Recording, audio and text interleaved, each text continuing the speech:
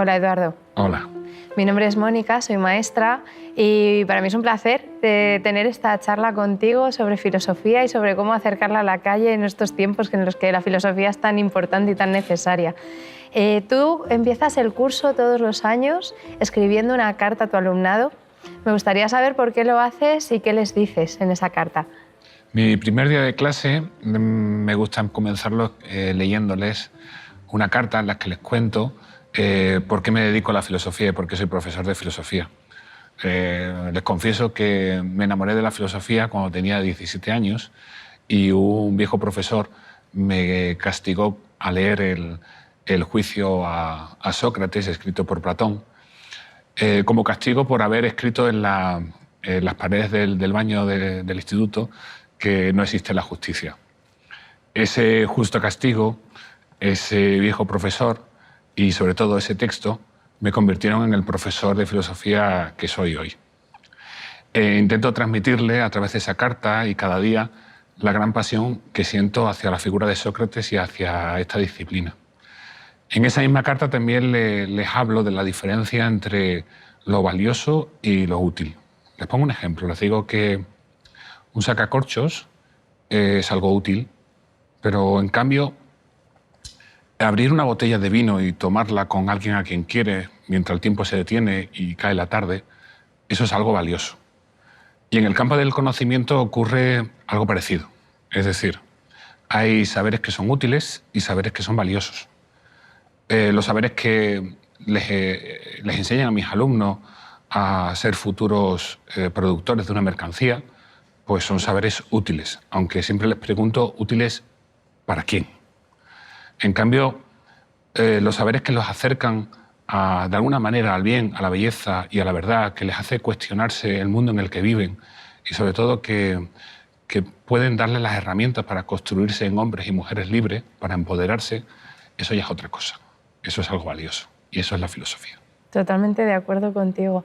A mí me parece muy interesante una iniciativa tuya, que son los filorretos que les lanzas a tus alumnos, me imagino que en clase, pero también en las plataformas en las que ellos se comunican en la actualidad, en las redes sociales. ¿Nos puedes contar un poco en qué consisten y darnos algún ejemplo de algún filorreto que les hayas planteado y que les haya resultado muy interesante? Pues los filorretos son preguntas. Son preguntas que les lanzo cada día a través de una plataforma, en este caso Twitter. La historia del filorreto surgió a partir de una reflexión. Un día contemplaba a mis alumnos en el recreo, iba paseando con el profesor de física y el profesor de física se quejaba de que estaban todos metidos dentro del móvil, ¿no? Y que no hablaban entre ellos.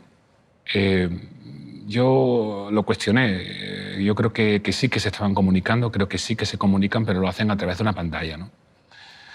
Y me di cuenta que debemos educar allí donde ellos están, ¿no? El mundo virtual hace muchos años que dejó de ser un mundo meramente aparente para convertirse en el mundo en el que mis alumnos se encuentran, debaten y dialogan. Y creo que es muy importante que nosotros estemos allí dándoles herramientas y educando. Si no estamos nosotros, campan a sus anchas las fake news, la pseudociencia y el pensamiento irracional. Por tanto, un día me pregunté, ¿qué haría Sócrates si tuviese un móvil? Entonces me di cuenta que pues, estaría invitándonos a cuestionarnos lo obvio y con sus insidiosas preguntas, ¿no? Y eso es lo que intento hacer, conectar a través de un mensaje de Twitter la filosofía con la vida de mis alumnos y la vida de mis alumnos con la filosofía. Porque lo que quiero, lo que intento, es que ellos empiecen a pensar la vida y a vivir también su pensamiento. Pues filorretos los hay de muchos tipos, pero por ejemplo intento a través de un mensaje de Twitter lanzarles las preguntas que ya se hicieron grandes filósofos y aplicarlas a su propia realidad. Hace poco les preguntaba, es una pregunta de Gianni Vattimo, de un filósofo italiano actual. Les pedía que cogieran su libro de texto de historia y que se preguntasen por qué no contiene ninguna historia de mujeres, de inmigrantes o de homosexuales.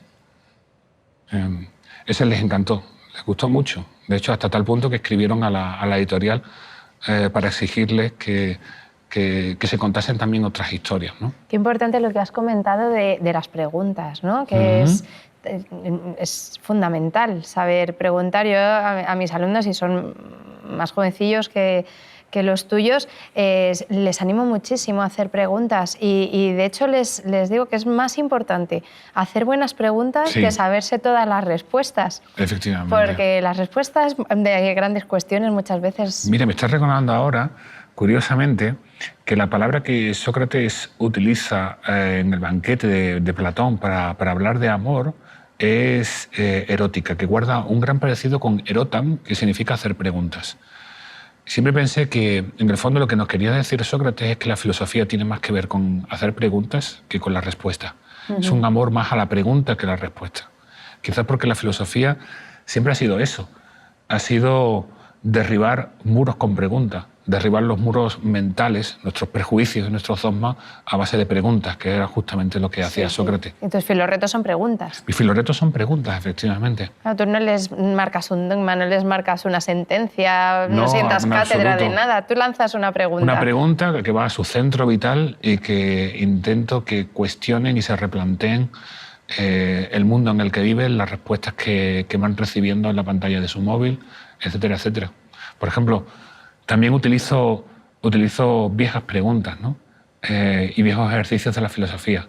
Hay uno muy bonito que encontramos en las meditaciones de Marco Aurelio, aunque es un ejercicio que practicaron muchos filósofos, que nos invita a reflexionar acerca de nuestra propia muerte. Y Marco Aurelio nos pide que nos imaginemos nuestra muerte.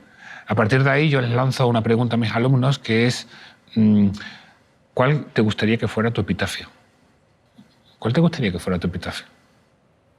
Tendría que pensarlo muy bien. Espero tener tiempo para poder pensarlo. Para Marco Aurelio y para muchos filósofos consideraban que el meditar sobre nuestra propia muerte de vez en cuando nos ayudaría a ir tomando pequeños reajustes en nuestra vida, haciendo, ¿no? de lo que estamos haciendo. Me ocurrió una vez que haciendo este ejercicio con un alumno, él escogió como epitafio una frase que, según cuentan, fue la última que pronunció Wittgenstein antes de morir, que fue a su médico, le dijo: díganles a todo el mundo que he sido feliz. Después de hacer este ejercicio y de elegir esta frase, ese alumno dejó sus estudios de ingeniería y comenzó a estudiar arte. Y hoy en día es feliz. Qué curioso. Yo tengo que decir que yo he hecho un ejercicio algo parecido porque yo cambié mi vida. Me cambié mi vida porque me planteé en un momento dado que lo que estaba haciendo podía reportarme unos ingresos, podía dárseme muy bien, pero no tenía sentido. Y fue un momento en el que tuve una crisis personal, decidí estudiar educación y hoy día me levanto todas las mañanas con ganas de ir a trabajar, sintiendo que es importante lo que hago y soy feliz. Y es algo que dices... Que nació a través de una pregunta. Que nació a través de una pregunta, efectivamente. Si lo que estoy haciendo va a tener una trascendencia o sirve para algo. Y sí que siento que dedicarme a la educación, y seguro que a ti te pasa lo mismo, tienes ese pozo de... Pues, y es muy tangible, ¿no? con los chicos y las chicas. Hay cosas que tú notas que marcan una diferencia en la vida Sin duda. De ellos. Para mí, la educación, ser profesor, especialmente ser profesor de filosofía, es de las cosas más maravillosas que me han pasado. En el fondo yo creo que estoy devolviéndole el favor a ese profesor viejo de filosofía que me tocó el corazón hace muchos años. De la misma manera que él me tocó el corazón hace muchos años, yo intento tocar ahora el corazón de mis alumnos. Y seguro yo creo que hay una cadena, ¿no?, que comenzó hace muchos años atrás. Sí, a mí me gusta mucho cuando mis niñas me dicen, yo quiero ser profesora. Y dices, bueno, pues a lo mejor está viendo algo que la está inspirando, que la está viendo... Luego seguro que no, porque muchas niñas quieren ser profesoras, siempre en las encuestas salen, quiero ser profesora. Y es, a lo mejor es al revés, ¿no? Hay que llegar a estar en un aula después de haber madurado lo que significa estar en un aula. Porque es yo creo que es la responsabilidad más grande que se puede tener. Te he leído que tú tuviste una anécdota muy curiosa con una alumna que la relacionaste con el mito de la caverna de Platón. Cuéntanos un poco qué pasó. Bueno, lo cuento en el prólogo de Filosofía en la calle, de mi libro. Es una anécdota que a mí me marcó y me cambió realmente mi manera de dar clase y quizás también mi vida, ¿no?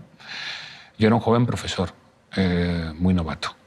Era mi primer año dando clase.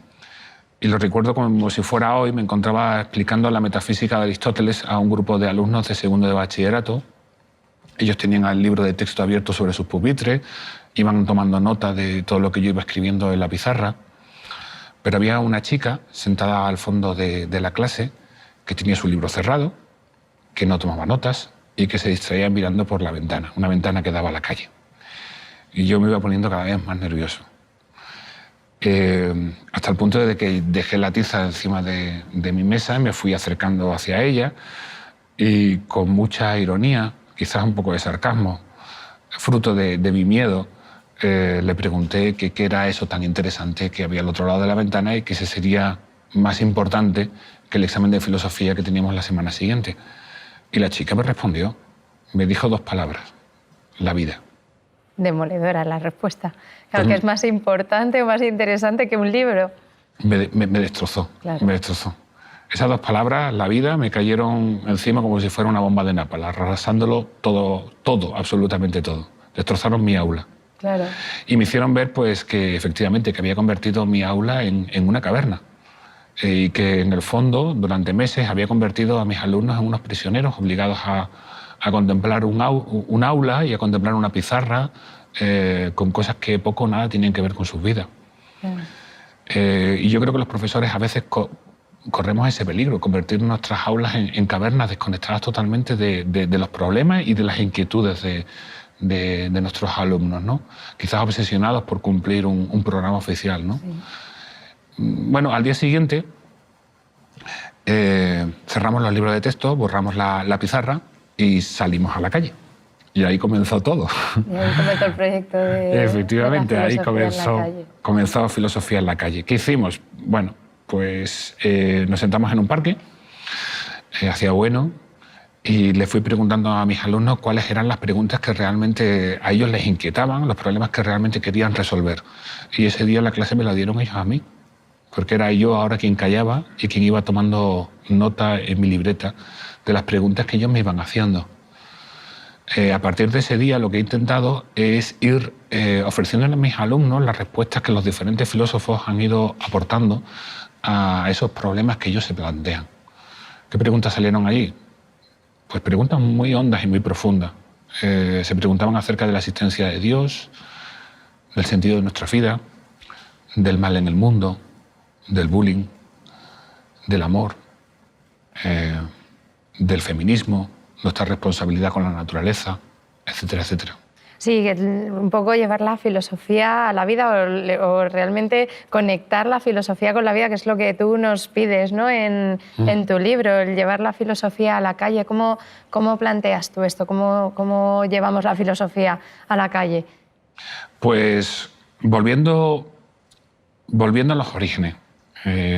La filosofía no nació en un aula, sino nació en las calles de una ciudad por las que Sócrates deambulaba. Y Sócrates no era un profesor de filosofía, era un trabajador de la construcción, un vecino normal y corriente, pero implicado profundamente con el proyecto democrático y con la libertad. A Sócrates le encantaba hacer filosofía en plena calle, en los mercados, en las plazas, con los vecinos, dialogando y debatiendo acerca de lo justo y lo injusto y del bien común. Creo que se trata de recuperar esa práctica de la filosofía. Los antiguos griegos entendían que nadie, absolutamente nadie, nace con las capacidades para ejercer la democracia, a argumentar, a razonar, a consensuar, a discernir. A todo ello se llega a base de un ejercicio, de una práctica. No nacemos ya con esas capacidades. Y como me gusta decirle a mis estudiantes, la filosofía es el ejercicio del demócrata. Por tanto, creo que la filosofía tiene que estar presente más que nunca en nuestra sociedad. La filosofía puede ser el mejor antídoto contra la estupidez y contra el dogmatismo, y también la mayor defensa de la democracia. Claro, es que trabajar con adolescentes yo creo que es maravilloso. Yo soy profesora de primaria y no tengo esa oportunidad, pero yo creo que la adolescencia es una época fantástica en la vida en la que realmente es cuando te cuestionas los grandes temas y creo que tienes una oportunidad fantástica para ver cuáles son estas grandes cuestiones que les preocupan y cómo les responderían los filósofos a ellas. ¿Cuáles piensas tú que son esas grandes cuestiones, aparte de las que has comentado, y cuál sería su filósofo favorito o cuál es su filósofo o filósofa favoritos ahora mismo? Efectivamente, yo creo que la adolescencia, como dices, es un momento muy bonito porque quizás todavía no han perdido esa capacidad de cuestionar lo obvio. Exactamente. Nosotros ya cuando llegamos a la adultez, muchos abandonamos la capacidad de preguntar el porqué de las cosas, ¿no? Y aceptamos las respuestas tal y como nos vienen, ¿no? Ellos todavía te preguntan y se preguntan por qué hay que hacer algo o por qué esto es verdadero o cierto. Y es un momento de una gran libertad. ¿Cuáles son las preguntas que quizás a ellos les interesan? Bueno, están muy preocupados. Eso también es algo que yo se lo comento mucho, creo que el aula es un lugar en el que aprendemos mutuamente. Porque Absolutamente de acuerdo. El hecho de que la filosofía sea un ejercicio, como yo lo entiendo, como una práctica, sea una gimnasia del pensamiento, hace que pensemos juntos. En clase piensan ellos y pienso yo también. En la dialéctica, ¿no? Que de ahí sale. Y una de las cosas que, por ejemplo, yo he aprendido de estas nuevas generaciones, que mi generación no tenía, es a cuestionarme y a preocuparme por la posición y la responsabilidad que tenemos los seres humanos con la naturaleza. Y otro también de las preguntas y de las cuestiones que ellos me han transmitido es el tema de la diversidad de género y también la importancia del feminismo, ¿no? Que es algo a la que mi generación no se la educó, ¿no? No se la educa en absoluto. Y esa sensibilidad a esas preguntas, esos cuestionamientos, los he recibido yo por parte de mis propios alumnos, ¿no? ¿Cuál es el filósofo favorito? Pues hay un poco de todo, pero quizás el que más les gusta es Nietzsche, porque es el chico malo de la filosofía, es un poco el macarra, el cuestionador, el libre. Es un grandísimo escritor, escribe muy bien, escribe también con aforismos, ¿no? Tiene frases maravillosas que a ellos les encantan. Y que sería un buen tuitero. Sería un gran tuitero y también un gran inspirador para tatuajes, ¿no? Ya tengo algún que otro alumno que se tatuó alguna frase de Nietzsche, sí. Y también es cierto que las chicas comienzan cada vez más a tener un profundo interés por las filósofas, ¿no? Por recuperar el pensamiento de las mujeres, ¿no? Que en muchas ocasiones ni aparecen en los libros de texto. No aparece. No aparece no solo ni en los libros de texto, sino ni siquiera aparece en los programas oficiales. Claro. Es decir, en el programa oficial de segundo de bachiller, claro, las historias las escriben los vencedores. Totalmente. Eso lo decía mi abuelo. Claro. Eso lo decía mi abuelo. La historia de la filosofía también es una historia de vencedores todavía a día de hoy, ¿no? Y en los programas oficiales no aparece Simone de Beauvoir, no aparece Hannah Arendt, y es absurdo. Simone de Beauvoir aparece como la pareja de, ¿no? Eso es lo más desgraciado, claro. Efectivamente. Pues se la presenta como la pareja de Sartre, ¿no? Pero es que hoy es imposible entender el mundo en el que nosotros vivimos sin el pensamiento de Simone de Beauvoir. Simone de Beauvoir fue la madre del feminismo, la que nos hizo preguntarnos acerca de si se nace mujer o es algo que se hace. Y de hecho, el mundo tal y como nos conocemos, nuestro mundo actual, es un mundo en el que tendemos, afortunadamente, hacia la igualdad de género, ¿no? Pero todo el pensamiento que hay detrás, todo el origen, todo el inicio, se forja a partir del pensamiento de Simone de Beauvoir, ¿no? Y de esa obra maravillosa que es El segundo sexo. Hablando de la igualdad y hablando de feminismo, una cosa que les preocupa mucho y que tú planteas en tu libro es los límites en las relaciones de pareja, ¿no? Y tú haces una pregunta que seguro que tú tienes tu opinión personal y yo tengo la mía, pero ¿qué dirían los grandes filósofos a esa pregunta de qué importancia tiene que tu pareja revise tu móvil? Muy bien. Esa pregunta, de hecho, nació porque era algo que yo observaba en el aula. Alguna vez me comentaban algunas alumnas que, bueno, que que compartían las claves de sus redes sociales con sus parejas o que les dejaban el móvil. Fue algo que a mí me preocupó y, bueno, intenté hacerles reflexionar, ¿no? Lo hacían las chicas, sí, no los chicos. No los chicos, Curioso. efectivamente. Y eso me llevó a plantear ese capítulo. Aún así, nunca les digo a ellos qué es lo que tienen que pensar. Siempre les planteo un problema y les planteo diferentes alternativas a ese problema. Es algo que además a ellos les enfada bastante al principio, ¿no? Me exigen enseguida, pero bueno, ¿tú qué piensas? Digo, no, yo no me gusta utilizar... Quiero que pienses tú. Yo no me gusta utilizar el aula como un púlpito, ¿no? Me gusta utilizar la pizarra. La filosofía no es dogmática, ¿no? Y la filosofía tiene que invitar a eso, a pensar, ¿no? En ese caso, bueno, pues por ejemplo les planteo de entrada el pensamiento de John Stuart Mill. ¿Y qué le diría John Stuart Mill, no? Bueno, pues posiblemente John Stuart Mill te diría que una pareja es una sociedad. Y en una sociedad, para que esa sociedad funcione, los miembros que integran esa sociedad tienen que tener el máximo o la máxima cota de libertad. Esto no solo es bueno para la felicidad de cada uno de los individuos que forman esa sociedad, sino también es bueno para el progreso de esa sociedad. Por tanto, el hecho de que tu pareja te fije el móvil no solo es un hecho que va en contra de tu libertad y que va en contra de tu plenitud como persona, sino que incluso es algo que va a mermar la pareja, te va a causar problemas en tu propia pareja. A partir de ahí también le presento el pensamiento de Manuel Levinas, que es un filósofo muy preocupado por entender por qué hacemos estas cosas. Levinas reflexionó mucho acerca del concepto de otro y por qué hacemos un enorme esfuerzo por intentar comprender el otro. Pero comprender el otro significa controlar el otro, es decir, obligarlo a que encaje en mis esquemas. Por tanto, obligarlo a que deje de ser el otro y se convierta simplemente en una prolongación de mí. Y eso es precisamente lo que tu pareja hace cuando intenta controlarte. Levinas nos invita a buscar otras formas de relacionarnos, que no sea la aniquilación del otro.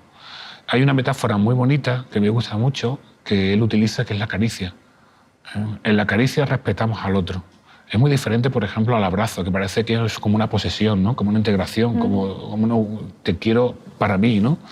En cambio, la caricia mantiene una cierta distancia. Deberíamos aprender a acariciarnos más. Eduardo, nos has hablado antes de los griegos, de Sócrates, y el debate se origina en la antigua Grecia. Pero hoy día también tenemos dialécticas, bueno, hay dialécticas de todo tipo, pero hay dialécticas interesantes y tenemos los raperos, las peleas de gallos, que a veces tocan temas muy profundos y muy importantes. ¿Quiénes serían para ti los filósofos de calle de hoy en día? Pues sí, la batalla de gallos es algo que a mis alumnos les encanta y de hecho no solo la siguen, sino que la practican, ¿no? Tiene mucho de esa dialéctica de ese debate asociado a la filosofía. Una vez en clase organizamos una batalla de gallos entre racionalistas y empiristas. Yo me lo pasé muy bien, fue muy divertido. Dividimos la clase en dos y tuvieron que encontrar argumentos a favor del racionalismo y argumentos a favor del empirismo y luego pues celebramos la batalla de gallos y fue maravillosa. Qué bueno. Fue maravilloso. Ya sabes cómo son los chicos, ¿no? Cuando les dejas que... Sí, además ese tipo de actividades yo creo que saca lo mejor de ellos. Sin duda. Y profundizan y estudian mucho más para prepararse esas argumentaciones. Seguro que les motivó muchísimo. Claro, y la además actividad. entendieron que realmente hubo una gran parte de la historia de la filosofía que consistió en eso, en una batalla entre racionalistas y empiristas, ¿no? Una batalla dialéctica, ¿no?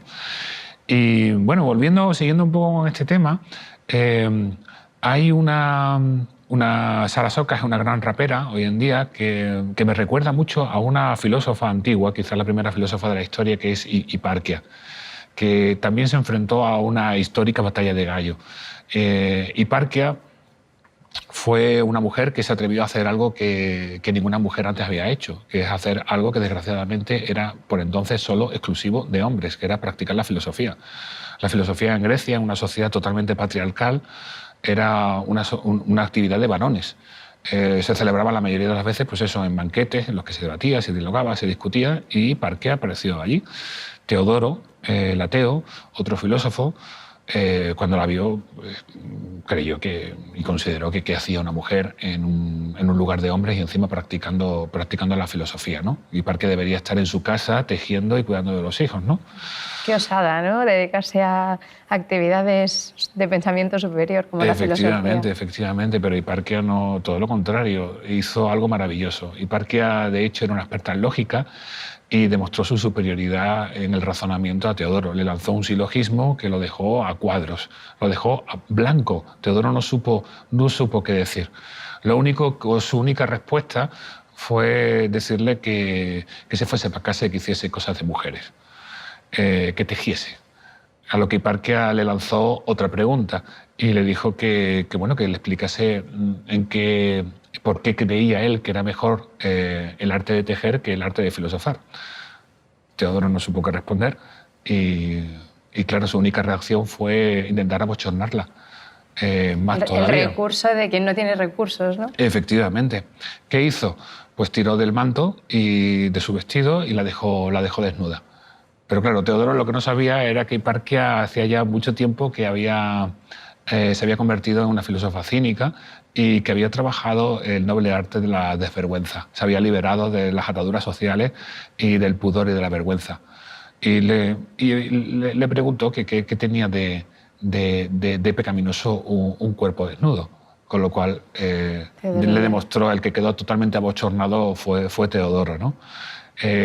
Los griegos le tenían un grandísimo miedo, los hombres griegos, a las amazonas, porque las amazonas son mujeres que no necesitan hombres, que viven sin casa y que no dedican su día a cuidar de sus hijos ni del telar, pero sobre todo le tenían un auténtico miedo porque utilizaban las mismas armas que los hombres.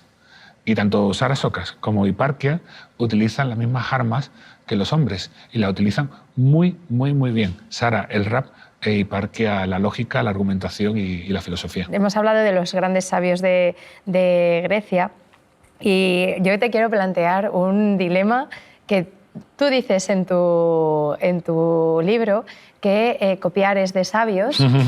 Pero me imagino que como profesor no querrás que tu alumnado copie en los exámenes. Entonces, ¿cómo sales de este atolladero? Les planteo, por un lado, la posición de algunos filósofos como Trasímaco, que consideraban que la ley estaba hecha por los poderosos para su propio beneficio y que, por tanto, la justicia no existe.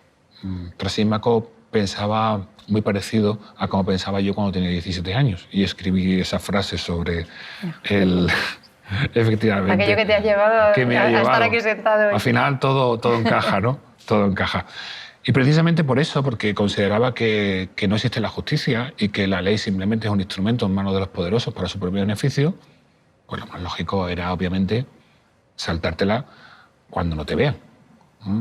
Entonces, Trasímaco te diría que si estás totalmente convencido o estás totalmente seguro de que no te van a pillar, que eres muy imbécil si no copias, ¿no? Ahora bien, Sócrates le tenía un auténtico pavor a este tipo de retórica, porque no solo dañan la integridad de la persona, sino también dañan la integridad de la comunidad en la que nosotros vivimos, dañan la democracia que hemos construido. Sócrates fue un hombre que prefirió morir honradamente e íntegramente a vivir el resto de sus días sin poder mirarse a la cara. Para Sócrates era muy, muy importante llegar al final del día y poder mirarse ante el espejo y poder aguantar el reflejo de nuestras almas. Desde luego, Sócrates no hubiera copiado ni te hubiera inventado nunca a copiar. Precisamente por eso, porque hacer trampas es algo que daña profundamente el carácter de la persona y el alma de la persona. A Sócrates, por ejemplo, lo acusaron de corrupción. Tengo, por cierto, una camiseta que me regalaron unos amigos que se ve la cara de Sócrates y pone corrompiendo a la juventud desde el siglo V a.C. No me la pongo mucho porque el problema es ese, que la palabra corromper claro. hoy en día, sobre todo corromper a la juventud, tiene otro significado y otras cosas. Efectivamente, pero tiene que ver con eso. Es decir, la corrupción a la que sometía a los jóvenes Sócrates era a través de preguntas. Claro. Sobre todo preguntas que iban a que se cuestionasen toda la educación y toda la tradición y todos los valores que ellos tenían, con la intención de que fueran hombres realmente justos y hombres reflexivos, ¿no? La cosa fue que al final tocó las narices demasiado y lo acusaron injustamente. Le dieron la oportunidad de salvar la vida. Lo único que tenía que hacer era reconocer que se había equivocado y pedir perdón. Pero bueno, una persona tan íntegra y honrada como Sócrates no lo iba a hacer. De hecho, decidió pasar el resto del tiempo que le quedaba haciendo lo que más le gustaba, que era dialogar con sus amigos, con sus alumnos, acerca de la justicia, del bien y de la vida. Hablábamos del tema del acoso, que es un tema que es realmente preocupante hoy día en las aulas y hay chicos y chicas que lo pasan realmente mal en la etapa escolar, hasta el punto de llegar a depresión y de incluso llegar a plantearse pues abandonar la vida, ¿no? El tema del suicidio, que es un tema muy delicado, pero que tú tratas en tus clases. Me gustaría saber cómo se lleva a un aula un tema tan delicado y sobre todo qué herramientas pueden encontrar el alumnado en la filosofía pues, para abordar esta cuestión. Uno de los retos que les planteo precisamente a mis alumnos es que nos enfrentemos al problema del acoso, que intentemos encontrar la raíz del mal. Les planteo el pensamiento de Hannah Arendt, que nos regaló el concepto de banalidad del mal, con el que quería referirse a que lo banal no era el mal, sino la persona que lo lleva a cabo. En el momento en el que una persona deja de pensar, deja de reflexionar, deja de intentar ponerse en el lugar del otro, obedece ciegamente las normas, se produce el mal. Y por otro lado, otro también de los filósofos que le regalo para que intente dar luz al problema del mal, y en este caso del acoso, es Hegel. Hegel tiene una metáfora histórica que es la dialéctica del amo y el esclavo. Según Hegel, la primera vez que surgió la conciencia en el primer ser humano, ese ser humano consciente, sabedor de quién era, necesitaba reconocimiento y solo podía obtener reconocimiento de otro ser humano igualmente consciente. De tal manera que los seres humanos buscamos el reconocimiento de otro ser humano. Y a lo que Hegel quería hacer referencia era que lo que buscamos es que la otra persona se adecúe a mi voluntad, que haga lo que yo quiera.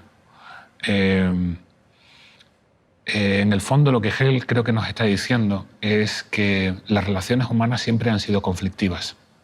El acoso no es algo nuevo, es algo que está en nuestro ADN y que tenemos que intentar domar y entender.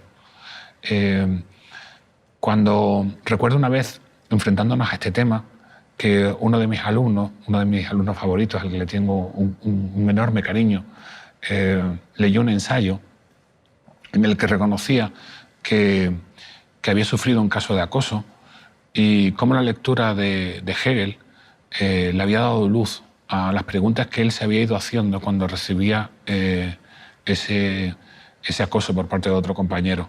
Él siempre se preguntó por qué yo, qué he hecho, qué culpa tengo, ¿no? La lectura de su ensayo delante de toda la clase fue un momento para él de epifanía, pero también un momento de catarsis.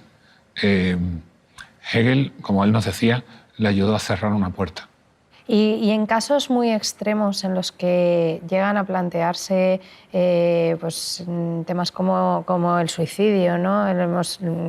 Yo he visto la serie Por 13 razones, que me parece tremenda. Sí.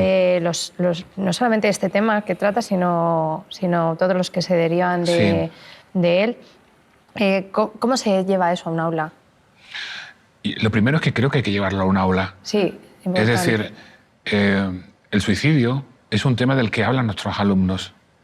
Es un tema por el que están muy preocupados. No puede ser que 13 razones sea la única voz frente al suicidio que escuchan nuestros alumnos. Claro, que no está mal que sea un punto de partida a lo mejor, pero para debatir sobre... Efectivamente.